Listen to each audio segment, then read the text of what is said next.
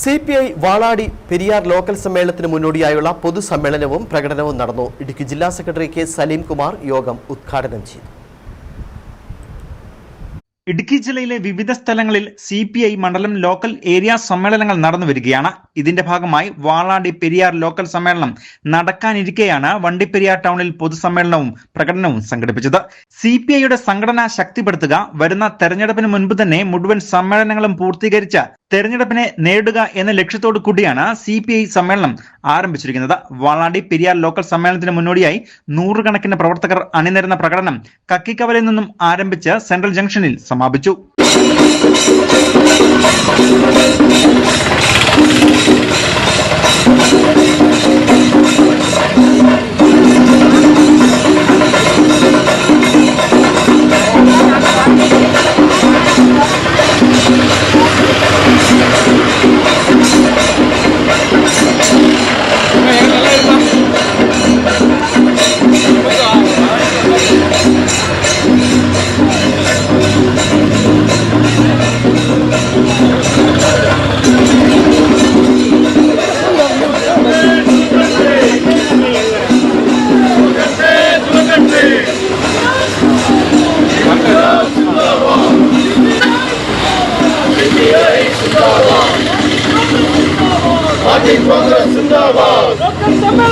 തുടർന്ന് നടന്ന യോഗത്തിൽ അഴുത ബ്ലോക്ക് പഞ്ചായത്ത് മുൻ പ്രസിഡന്റ് P മാലതി അധ്യക്ഷയായിരുന്നു.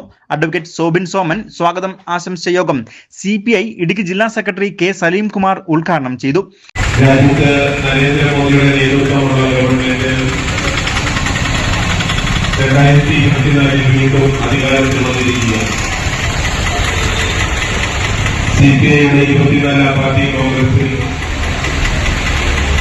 രാജ്യത്തെ ജനങ്ങളുടെ മുമ്പിൽ രാജ്യം ഭരിക്കുന്ന നരേന്ദ്രമോദിയുടെ ഭരണം നിയന്ത്രിക്കുന്ന RSS ചേർന്ന് രാജ്യത്തെ മതന്യൂനപക്ഷങ്ങൾക്ക് നേരെയും ദളിത്, ആദിവാസി, പട്ടികജാതി, പട്ടികവർഗ വിഭാഗങ്ങൾക്കെതിരെയും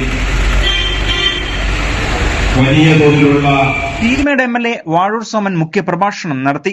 നേതാക്കളായ ജോസ് ഫിലിപ്പ്, മണ്ഡലം president VK Babukutty, PN Mohanan, Joy Vadakkedam, PA Raju, SP Rajendran, VR Balakrishnan, M Sreeraman, AM Chandran, T Subhash, Kausalya Ramar തുടങ്ങിയവർ പൊതുസമ്മേളനത്തിൽ പങ്കെടുത്ത് സംസാരിക്കുകയും ചെയ്തു.